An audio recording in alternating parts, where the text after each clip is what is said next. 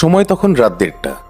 Air ট্রান্সট flight 236 ঘুটঘুটে অন্ধকারের মধ্যে Atlantic মহাসাগরের ওপর দিয়ে টরন্টো থেকে লিসবনের দিকে যাচ্ছিল।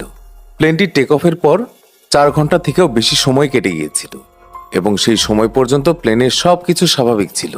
কিন্তু এরই মধ্যে হঠাৎ করে ককপিটে বসে থাকা পাইলটের সামনে একটি ওয়ার্নিং আসে।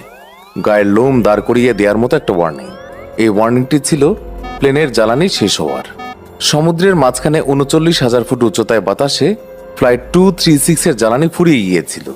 জ্বালানি ফুরিয়ে যাওয়া দেখে পাইলটরা হতবাক হয়ে গিয়েছিলেন, কারণ তারা তখন আটলান্টিক মহাসাগরের মাঝখানে ছিলেন এবং দূর দূরান্ত পর্যন্ত মাটির কোনো চিহ্ন ছিল না। অর্থাৎ এখন পাইলটদের সামনে কেবল একটাই অপশন ছিল, আর তা ছিল বিমানে বসে থাকা 293 জন যাত্রী নিয়ে আটলান্টিক মহাসাগরে ডুবে প্রাণ দেয়া, যা প্রায় নিশ্চিতই ছিল।